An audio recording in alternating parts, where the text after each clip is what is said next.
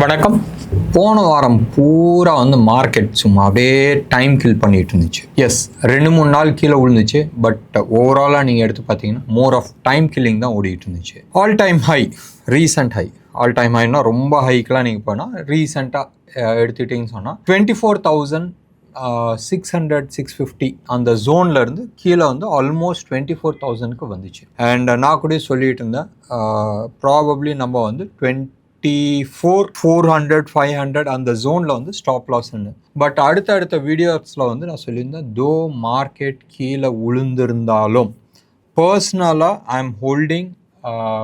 Market கீழே விழுவதுக்கான chances இல்லை. இது மோர் ஆஃப் எ கவுண்டர் ட்ரெண்டுன்றது நான் சொல்லிட்டு இருந்தேன். பாயிண்ட் 1. பாயிண்ட் 2, மண்டே அன்னைக்கு ஒரு முக்கியமான லெவலை உடச்சிச்சு. போன மண்டே ஒரு ஹேமர் போட்டிருந்துச்சு மண்டே அன்னைக்கு. அண்ட் டியூஸ்டே அன்னைக்கு அந்த லெவலை உடச்சி கீழே வந்துருந்துச்சு. So technically speaking Tuesday Wednesday அது நெகட்டிவ் சைடில் போயிடுச்சு மார்க்கெட். பட் சர்ப்ரைசிங்லி தேர்ஸ்டே அன்னைக்கு ஒரு ரிவர்சல் கொடுத்துச்சு. அண்ட் ஃப்ரைடே அன்னைக்கு மோர் ஆஃப் ஃப்ளாட்டாக தான் போயிட்டு இருந்துச்சு. அண்ட் ஸ்டில் பர்சனலி நான் நிஃப்டியில் பொசிஷன் இல்லை. நிஃப்டியில் பொசிஷன் இருந்துச்சுன்னு சொன்னால் பர்சனலாக ஐயோட ஹோல்ட் பண்ணி வச்சுருப்பேன். இன்னமும் மார்க்கெட் மேலே போகிறதுக்கு சான்சஸ் இருக்கா? நான் 2 நம்பர்ஸ் நான் கொடுக்குறேன். ஒரு நம்பர் அப்சைடில் 27,800, அது ஒரு நம்பர் அப்சைடில். டவுன் சைடில் 19,500. இந்த 2 நம்பரும் ஞாபகம் வச்சுங்க. ஸோ அப்சைடில் ஆல்மோஸ்ட் 3,500 பாயிண்ட்ஸ் நம்ம பேசுகிறோம். டவுன் சைடில் we are talking about 4,800 points பேசுகிறோம் நிஃப்டியை பொறுத்த வரைக்கும். ஸோ இதுதான் ரேஞ்ச். அடுத்த ஒரு 6 மாதத்துக்குலேருந்து 8 மாதத்துக்கு இதுதான் ரேஞ்சு. அண்ட் இந்த ரேஞ்சுக்குள்ளே தான் மார்க்கெட் மோரார்லெஸ் சேர்ந்து இருக்கிறதுக்கு சான்சஸ். இந்த ரேஞ்ச் எப்படிடா கண்டுபிடிச்சேன்னு சொன்னால் ரொம்ப சிம்பிள். சார்ட்டை மந்த்லி சார்ட்டே நிறைய பேர் பார்க்குறது கிடையாது. எல்லாருமே டே சார்ட்டு 15 மினிட்ஸ் அப்படி தான் பார்த்துட்டு போகிறீங்க. நீங்கள் மந்த்லி சார்ட்டுக்கு பதிலாக நீங்கள் குவார்ட்டர்லி சார்ட் வைங்க. நிஃப்டியோட குவார்ட்டர்லி சார்ட் வைக்கும் போதும் இந்த லெவல்ஸ் பியூட்டிஃபுல்லாக உங்களுக்கு வரும். இது ரொம்ப சிம்பிளாக ஃபிபனாச்சி லெவல் தான். பெரிய கம்ப சூத்திரம்லாம் ஒன்றுமே கிடையாது. இதான் லெவல்ஸ் நம்ம போட்டிருக்கோம். எப்பயுமே வீக்லி சார்ட்லேயே ஃபிபனாச்சி லெவல்ஸ் ஓரளவுக்கு நல்லா நிற்கும். மந்த்லி சார்ட்டில் we can be very confident about it. Quarterly சார்ட்லாம் எனக்கு தெரிஞ்சு எவனுமே பார்க்கறது கிடையாது. ஒரு பார் வரத்துக்கு 3 மாதம்னு சொன்னால் அப்போ நினச்சி பாருங்கள். ஸோ எந்த லெவலில் peoples will be interested in that. இந்த வாரம் முடிஞ்சு போன வாரம் மோர் ஆர் லெஸ் நிஃப்டியை பொறுத்த வரைக்கும், நிஃப்டி பேங்க் நிஃப்டியை பொறுத்த வரைக்கும் மோர் ஆஃப் ஃப்ளாட்டிஷாக இருந்துச்சு. இந்த வாரத்தில் ஹீரோன்னு நம்ம எடுத்துக்கிட்டோம்னு சொன்னால் 3 ஸ்டாக்கு, 3மே ஃபைனான்ஷியல் ஸ்டாக்ஸ். ஒன்று Motilal Oswal financial service, almost 9.5% அப் ஆயிருக்கு. அடுத்தது எம்சிஎக்ஸ், அது ஆல்மோஸ்ட் 8.5% ஆயிருக்கு. இதுக்கு அடுத்தது நீங்கள் எடுத்துக்கிட்டீங்கன்னு சொன்னால் நாம் இந்தியா, NAM இந்தியா, அது 7.5%. முத்தூட் ஃபைனான்ஸும் ஆல்மோஸ்ட் 6.9%. அஃப்கோர்ஸ் ஏறி தானே ஆகணும். கோல்டு விலை தார்மாராக ஏறிட்டு இருக்கும்போதும் அவங்களுக்கு நிச்சயமாக ஏறி தான் ஆகணும். இதுக்கு அடுத்ததாக நம்ம எடுத்துக்கிட்டோம்னா செக்டார் ஸ்பெசிஃபிக்காக இந்த ஃபைனான்ஷியல் செக்டாரில் NBFCயில் இது ரொம்ப ப்ராமினெண்ட்டாக இருந்துச்சு. And metal sector was doing very well. Especially Hindustan copper ஆகட்டும். ஹிந்துஸ்தான் காப்பரில் நான் பர்சனலாக பொசிஷன்ஸ் எடுத்திருக்கிறேன். ஓரளவுக்கு டீசென்ட் பொசிஷன் எடுத்திருக்கிறேன். ஹிந்துஸ்தான் ஜிங்க்கும் நல்லா இருக்குது. நேஷ்னல் அலுமினியமும் ஓரளவுக்கு நல்லா இருக்குது. வேதாந்தா நீங்கள் கேட்கவே வேணாம். ரொம்ப நாளைக்கு முன்னாடியே நான் டார்கெட் கொடுத்துருக்குறேன். கொடுத்ததுக்கப்புறமா அது பிரித்து 5 கம்பெனி ஆனதுக்கப்புறமாலும் still it is a very good holding. பர்சனலாக நான் இப்போதைக்கு ரைட் HAL நான் வச்சுருக்கிறேன் பொசிஷன். ரீசெண்டாக எடுத்திருக்கிறேன். Somewhere close to about 5,100. அதான் என் என்ட்ரி லெவல். அண்ட் ஹிந்து காப்பரும் ஐ எம் ஹோல்டிங் பொசிஷன்ஸ். இது எல்லாமே போன வாரத்தில் எடுத்த பொசிஷன்ஸ். நான் முடிஞ்ச அளவுக்கு நான் என்ன பொசிஷன்ஸ் நான் எடுக்கிறேன்றதை நான் உங்களுக்கு ஷேர் பண்ணுறேன். Again it is not a by sell recommendation. Point 1. Point 2, நான் பர்சனலாக சிபி ரிஜிஸ்டர்ட் அட்வைசர் கிடையாது. அண்ட் என்னோட டெக்னிக்கல் நாலேஜ் நான் உங்கள் கூட ஷேர் பண்ணுறேன். இஷ்டம் இருக்கிறவங்க உங்களோட ஹோம்ஒர்க் பண்ணிவிட்டு அதுக்கப்புறமா நீங்கள் பொசிஷன்ஸ் எடுக்கிறது புத்திசாலித்தனமாக இருக்கும். கோல்டை பொறுத்த வரைக்கும் அந்த கீழே 4,000 மேலே 4,400 இந்த 10% ஜோன்லேயே ஆடிக்கிட்டு இருந்துச்சு. அதுக்கப்புறமா அந்த 10% ஜோன் 5%ஆக மாறிச்சு. 4,200 to 4,400 டாலர் டர்ம்ஸில் நான் பேசுகிறேன் பர் அவுன்ஸு. அந்த ரேஞ்சிலே ட்ரேட் ஆகிட்டு இருந்துச்சு. அண்ட் மோர் ஆஃப் அப்சைடு வரதுக்கான சான்சஸ் நிறையா இருந்துச்சு. ஏன் நிறையா இருந்துச்சு? சிம்பிள் ரீசன், டாலர் இண்டெக்ஸ் கீழே உளுந்து தான் ஆகணும். ஸோ டாலர் இண்டெக்ஸ், அதாவது டாலர் வீக் ஆகும்போதும் கமாடிட்டி ப்ரைஸஸ் எல்லாமே வந்து ஷூட் ஆகும். It's a typical pattern, right?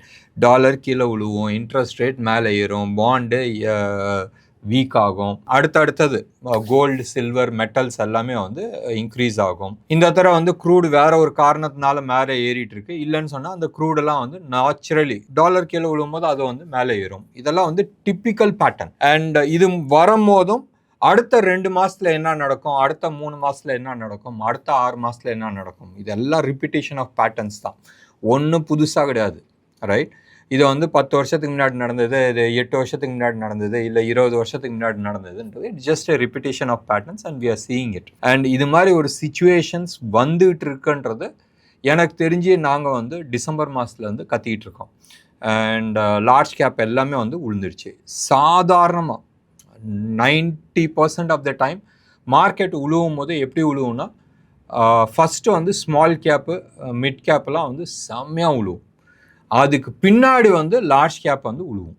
நம்ம ஊரில் வந்து கொஞ்சம் வித்தியாசமாக வந்து உளுந்துருக்கு. 23, 24 வந்து ஸ்மால் கேப் மிட் கேப்லாம் செம்ம ரேலி போய் பெருசாக கீழே விழுந்துச்சு.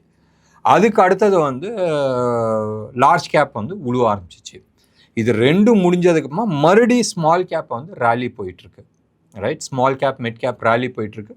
எனக்கு தெரிஞ்சு இஃப் மை டெக்னிக்கல் அனாலிசிஸ் கரெக்டாக இருக்குன்னு சொன்னால் லார்ஜ் கேப் வந்து ரேலி வரதுக்கான பாசிபிலிட்டிஸ் ரொம்ப கம்மியாக இருக்குது.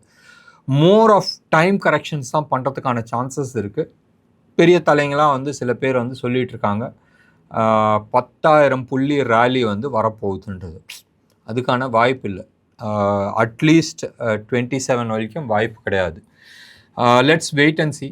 அண்ட் க்ரூடாக வந்து கண்மூடித்தனமாக வந்து நம்ம வந்து இல்லைன்னு சொல்கிறதுல அர்த்தம் கிடையாது. ஏன்னு சொன்னால் நிறைய ஸ்டாக்ஸ் வந்து அந்த பேண்ட் ஜோன்லேயே இருக்குது. நிஃப்டி எடுத்து பாருங்களேன், 32.8% வந்து நின்றுட்டுருக்கு. ஸோ வெயிட் பண்ணி பார்க்கலாம். டைம் கரெக்ஷனும் ஆல்மோஸ்ட் 16 months வந்து போயிட்டுருக்கு. We have to wait and watch. Nifty rally வரப்போகுதா? இன்டர்நேஷ்னல் கோல்டு ஏறின மாதிரி இந்தியன் கோல்டும் ஏறி இருக்குது. ஆல்மோஸ்ட் 900 rupees லாஸ்ட் வீக்கில் வந்து ஏறி இருக்குது பர் கிராம் 24 கேரட் ஜிஎஸ்டியோட. கடைசியாக ட்ரேட் ஆகும்போதும் ஃப்ரைடே ஈவினிங் கடைசியாக ட்ரேட் ஆகும்போதும் 16,670 வந்து க்ளோஸ் ஆகிருக்கு. இது பர் கிராம் 24 கேரட் ஜிஎஸ்டியோட சென்னையில் விற்கிற ரேட்டு. சில்வரை பொறுத்த வரைக்கும் 2,52,600 வந்து க்ளோஸ் ஆகிருக்கு. இது வந்து 999 குவாலிட்டி ஜிஎஸ்டியோட சென்னையில் விற்கிற ரேட்டு. ருப்பியை பொறுத்த வரைக்கும் 95 rupees 75 பைசாவில் வந்து க்ளோஸ் ஆகிருக்கு. ருப்பியை பொறுத்த வரைக்கும் ருப்பி கொஞ்சம் வீக் ஆகிட்டு இருக்கு, மெயின்லி பிகாஸ் ஆஃப் க்ரூடு கண்ணா பின்னான்னு ஏறிட்டு இருக்கு. இந்தியா டைரக்டில் வந்து ஜியோ பாலிட்டிக்ஸ் ஃபாலோ பண்ணிட்டு இருக்கோம். சீரியஸ்லி நம்ம வந்து ஃபாலோ பண்ணிட்டு இருக்கோம். வெரி இன்ட்ரெஸ்டிங் டெவலப்மெண்ட்ஸ் வந்து நடந்துட்டு இருக்கு. ரீஅலைன்மெண்ட் ஆஃப் குரூப்ஸ் வந்து நடந்துட்டு இருக்கு. எப்படி வந்து ஒரு காலத்தில் வந்து ஈரான் வாஸ் எ வெஸ்டர்ன் அலை, but they became turn rogue. அதே மாதிரி நீங்கள் வந்து எடுத்து பார்த்தீங்கன்னா இப்போ கரண்ட்லி டர்க்கி அடுத்த ஈரான் உருவாகிட்டு இருக்குன்ற மாதிரி ஒரு பேச்சு நடந்துட்டு இருக்கு. ஒன்று. ரெண்டாவது வந்து இன்னைக்கு நீங்கள் எடுத்து பார்த்தீங்கன்னா இன்னைக்கு காலையில் நடந்த விஷயம், இஸ்ரேல் வந்து சிரியா மேலே வந்து தே ஹவ் அட்டாக்டு. அண்ட் ஏன் அட்டாக் பண்ணீங்கன்னு சொன்னால், சிரியாவில் இப்போ கரண்ட்டாக உட்காந்துட்டு இருக்க தலை இஸ் நத்திங் பட் எக்ஸ் அல்காய்தாவோட தலை, ரைட்? அல்காய்தா தீவிரவாதியோட சீஃபாக இருந்தவங்க தான், கமாண்டராக இருந்தவங்க தான் இப்போ வந்து பிரசிடெண்ட்டாக இருக்கிறாரு. And all these people are all anti Israel. ஒன்று. அண்ட் இப்போதைக்கு அந்த குரூப்புக்கு வந்து தெரிஞ்சோ தெரியாதையோ வந்து யுஎஸோட ஆசீர்வாதமும் இருக்குது. அண்ட் டர்க்கி வந்து அவங்க கூட ரொம்ப க்ளோஸாக வந்துட்டு இருக்காங்க, mainly because of their religious feeling. இது வந்து இஸ்ரேலுக்கு வந்து நல்லதாக இல்லை. ஏற்கனவே ஈரான் யுஎஸ் தகராறு ஓடிட்டுருக்கு, இஸ்ரேல் ஈரான் தகராறு ஓடிட்டுருக்கு, சிரியாவில் வந்து அப்பப்போ அடிச்சுக்கிட்டு இருப்பாங்க. And most likely Israel Turkey வந்து சண்டை வரதுக்கான நிறைய சான்சஸ் இருக்குது. ஸோ வெயிட் பண்ணி பார்க்கணும். ஏன்னா இப்போ தான் வந்து Saudi Arabia, Pakistan and Turkey வந்து ஒரு அக்ரிமெண்ட் போட்டாங்க. ஒருத்தர் மேலே அட்டாக் பண்ணால் அதை வந்து இன்னொருத்தர் மேலே வந்து அட்டாக் பண்ணதுக்கு ஈக்குவலன்ட்டுன்றது வெரி இன்ட்ரெஸ்டிங் டெவலப்மெண்ட். அண்ட் இதில் வந்து முக்கியமாக கவனிக்க வேண்டிய விஷயம் என்னன்னு சொன்னால், டர்க்கியும் நேட்டோவோட ஒரு மெம்பர், இஸ்ரேலும் நேட்டோவோட ஒரு மெம்பர். ஸோ இன்ட்ரெஸ்டிங் ரீஅலைன்மெண்ட் நடந்துகிட்ருக்கு. ஏற்கனவே மிடில் ஈஸ்டில் ஒரு தகராறு நடந்துகிட்ருக்கு. அங்கே மேலே வந்து ரஷ்யா யுக்ரைன் தகராறு நடந்துகிட்டு இருக்கு. Most likely, not sure, most likely fresh break out வரதுக்கான சான்சஸ் இருக்குது. ஏற்கனவே வந்து யூஎஸ் வந்து எல்லாத்து மேலேயும் வந்து டேரிஃப்ஸ் அடிச்சிட்டு இருக்காங்க. இதில் புது டெவலப்மெண்ட்டை வந்து கனடா யூஎஸ் டாக், ரைட், அது வந்து பாதியில் நின்றுடுச்சு. இதுக்கு மேலே இவன்ட்டெல்லாம் பேச்சுவார்த்தை நடத்த முடியாதுன்னு சொல்லிட்டு Canadian government has walked out. And பார்க்கணும், ஏன்னு சொன்னால் லாஸ்ட் 19-20 இயர்ஸில் இல்லாத அளவுக்கு கம்மியான எண்ணெய் வந்து சவுதி அரேபியாவில் வந்து யூஎஸ் வாங்கிட்டு இருக்காங்க. அதுக்கு அர்த்தம் வந்து என்னன்னு சொன்னால் அந்த ஆயில் பூரா வந்து it is China which is buying it.